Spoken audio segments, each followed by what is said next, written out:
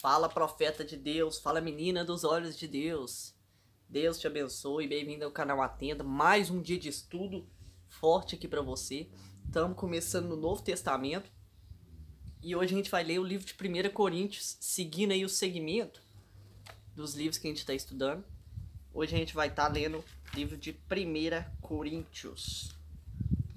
1 Coríntios começa no capítulo 1, eu peço que você acompanhe na sua Bíblia aí, pra gente fazer esse resumo rápido aí. Eu vou ficar falando versículos aqui. É edificante essa carta que o teólogo apóstolo Paulo, grande apóstolo de Jesus, levou ao povo de Corinto da época, a primeira carta dedicada aos coríntios. E no capítulo 1 é um apelo à unidade, né? Paulo ele edificou por vários meses, por 18 meses, aquela igreja lá em Corinto.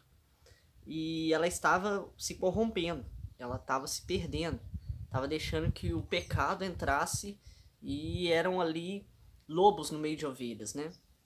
E aí no versículo 27 está escrito assim, ó: para envergonhar os sábios, Deus escolheu aquilo que o mundo acha loucura, e para envergonhar os sábios, também Deus escolheu os fracos.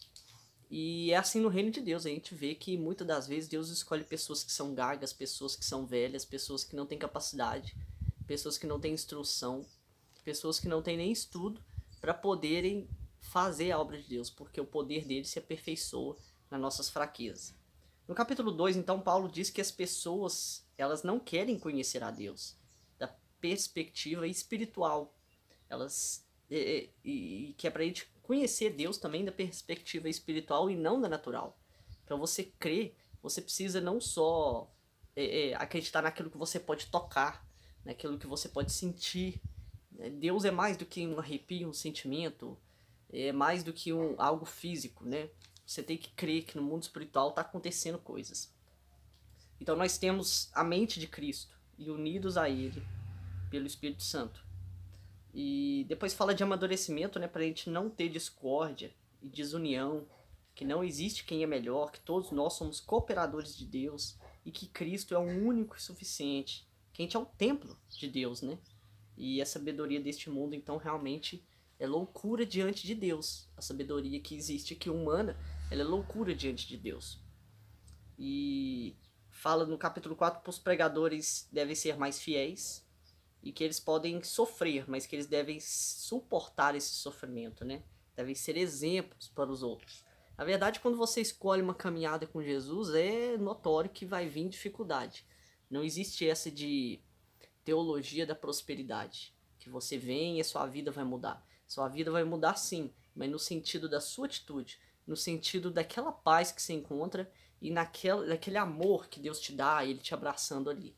Mas em questão de dificuldade, você está no mundo, então a chuva cai sobre ímpio e cai sobre pessoas boas. Então é perfeitamente normal que as lutas vão continuar. Na verdade, quando você começa a seguir a Cristo, você está começando uma guerra sem saber, né? Contra a sua carne, contra o inimigo, contra as pessoas e contra o mundo espiritual aí, né? Os principados e potestades, dominadores. No capítulo 5, fala sobre um incesto na igreja, incesto, caso você não saiba, significa imoralidade, né? No meio da família, com familiares, tios, relação entre tios, ou avós, ou primos, e por aí vai. E aconteceu isso, né? Então, o povo da época, eles deviam remediar o problema, deviam solucionar. E eles cobriram com pano a situação daquela igreja com relação a isso. Então, Paulo ainda diz, ó, um pouco de fermento, ele fermenta a massa inteira, então é necessário repreender. Porque realmente, um pouquinho de fermento ali na massa, fermenta toda a massa. Era perigoso isso se espalhar, outras pessoas fazerem. Paulo sabia muito disso. Então, era para ele chegar perto daquela pessoa e fazer ela se arrepender. Falar com amor, mas repreender ela. Não afastar ela, não expulsar ela, né, de imediato, mas fazer ela se arrepender. Caso ela não quisesse, ela devia ser expulsa sim. Capítulo 6, no versículo 9 e 10, eu destaco o seguinte, o que diz a palavra de Deus. Os maus não terão parte no céu, nem os imorais, nem os idólatras, homossexuais, adúlteros, ladrões e bêbados. Aí é Paulo exortando, né, a igreja sobre aqueles que cometem essas atitudes, que eles não herdarão o reino. Todos esses que eu falei aqui. No versículo 12, é uma das frases mais incríveis desse livro, que fala que tudo, né, tudo posso mas nem tudo me convém. Mas não deixarei que nada me escravize. A verdade é que o Espírito Santo ele te deixa livre.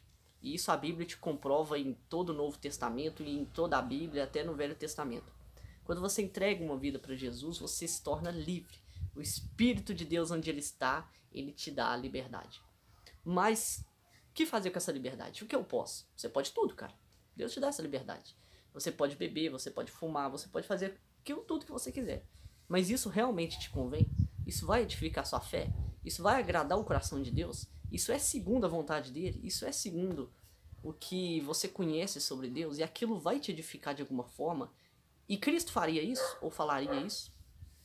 Então essas perguntas devem ser feitas antes de tomar qualquer atitude. E você deve orar e ter direção de Deus antes de começar qualquer projeto ou começar a fazer qualquer coisa rotineira do seu dia a dia na vida. Então o meu conselho para você é averiguar aquilo que você faz. Tudo eu posso, mas nem tudo me convém. Porque você pode se escravizar, então eu não vou deixar que nada me escravize. Eu não vou deixar que um vício me escravize. Eu não vou deixar que um pecado que eu cometo todo dia me escravize. Um mal que eu mesmo plantei e que depois eu vou colher, e isso vai vir em forma de escravidão. Eu não vou deixar isso acontecer. Versículo 18, 19 e 20 aí do capítulo 6 diz assim, ó: fuja da imoralidade, pois quem peca contra o seu próprio corpo, peca contra si mesmo, né? E o corpo ele é o templo do Espírito Santo. E Cristo pagou por esse corpo que a gente tem lá naquela cruz. Então quando você peca, quando você faz alguma imoralidade sexual contra qualquer membro do seu corpo, sem ser de acordo com as diretrizes da Bíblia, você está pecando contra o Espírito Santo. Você está pecando contra o seu Espírito Santo que vive dentro de você. E esse corpo, seu físico, ele não é seu. Ele é do próprio Cristo que pagou por ele na cruz. Capítulo 17 fala da aliança matrimonial, né? Motivos para se casar ou motivos para se ficar solteiro, que Paulo dá aí, né? Capítulo 8 fala que o saber enche a pessoa de orgulho, mas o amor nos faz progredir na fé. E que o ídolo não tem poder, mas tratar o idólatra com amor e paciência. Muitas das vezes a gente vê vários cristãos aí condenando ao invés de abraçar, né? E julgando ao invés de querer ajudar.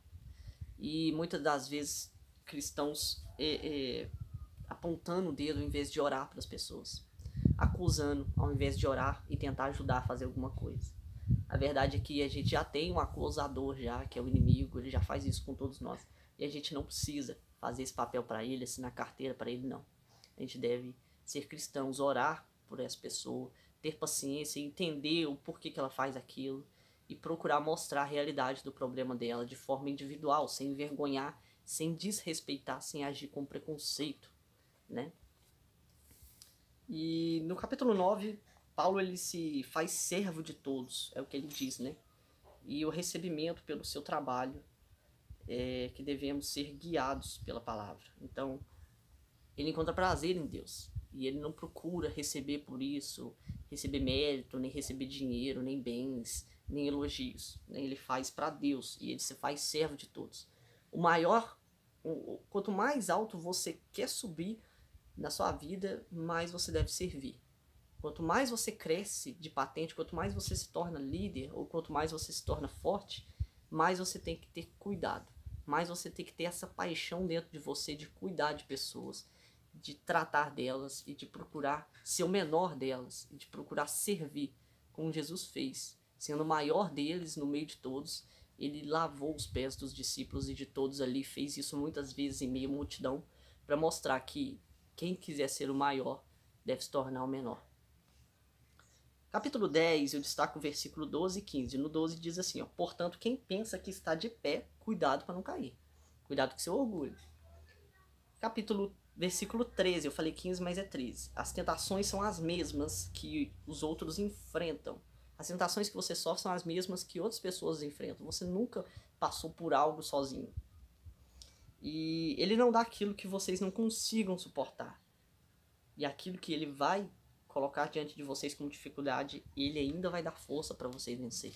Ainda vai nos dar força para a gente vencer aquilo que ele colocou diante da gente. Versículo 20 e 21. O que é oferecido a altares pagãos e a ídolos é oferecido aos demônios. E não podemos tomar parte do cálice de Deus e do cálice dos demônios. Isso aqui é muito claro, né? Versículo 23. Tudo posso, mas nem tudo me convém. Aí Paulo alertando de novo ao povo de Corinto. E versículo 31, portanto, quando vocês comem ou bebem ou fazem qualquer outra coisa, façam tudo para a glória de Deus. Esses são versos marcantes da Bíblia no capítulo 10. No capítulo 11, Paulo exorta a postura da mulher na igreja, que diante do Senhor, ambos são dependentes de Deus, tanto a mulher quanto o homem. Então, a mulher ela não depende, ela depende do homem e o homem depende da mulher, mas ambos dependem principalmente de Deus. E também fala sobre celebrar a Santa Ceia com responsabilidade. No capítulo 12 fala de dons espirituais e no capítulo 13 fala que esses dons não servem se não tiver amor e que o amor é o fundamento de qualquer dom espiritual.